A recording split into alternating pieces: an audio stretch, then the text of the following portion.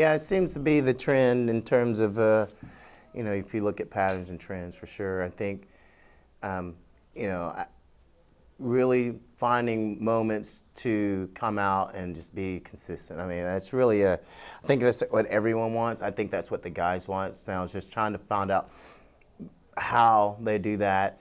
The last three teams or so have played us very similar in terms of how they defend against us, and now how do we adjust and how do we take that and then really manipulate that for our favor instead of providing opportunities for the other teams that I wouldn't say they didn't earn, but in terms of like, hey, we shouldn't have done this, and so they're capitalizing on some of the mistakes that we had.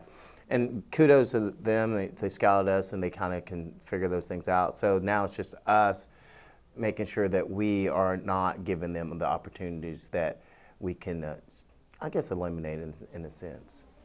Coach, going on the road, Texas A&M International tomorrow night, and then you're going to return home and play St. Edwards on Saturday.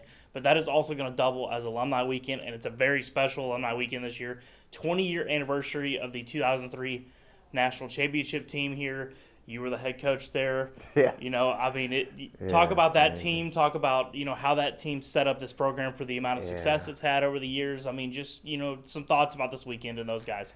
Yeah, just, thinking back, who would have thought 20 years later I'd be talking and, being filmed. And back then, and we had VHS, and there was no real way to even do what we're doing here. So, yeah, a lot of things have changed, but I am really happy and excited to see those guys, just down to earth and just really, guys that really helped our program and just really had a chip on their shoulders in a sense to, they always felt like they were the underdogs.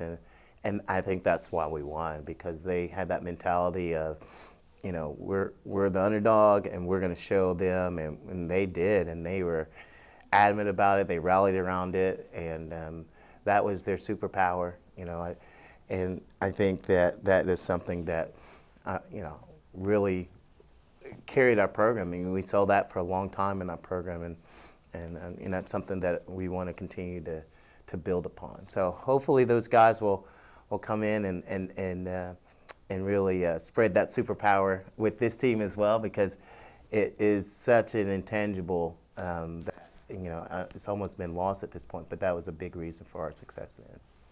Coach, it's Texas A&M International, St. Edwards this week. Two conference opponents. Conference slate starts this week. Everybody's kind of on level ground for right now. These are a couple games really could make a big difference at the end of the year. What do you need to see out of the team this week to get those two results that you're really going to need come playoff tournament time? It's just execution again. I think that, when watching film, showing the guys, looking at it, I think they all know. It looks like and it sounds like we're all on the same page on what makes us work and what doesn't. So now it's just a matter of going out there and executing it. And part of it is, just opinions. What do we think? But the film and all our analytics, those things tell us and it shows us. And so now it's a much clearer picture on what it is that each individual group, whether it be our forward group, midfield group, or defending group, or even our goalkeepers, what it is specifically that they can control and have more success in, and one of the things they can start to eliminate. And then as a team, how can we put it all together for 45 minutes at a time?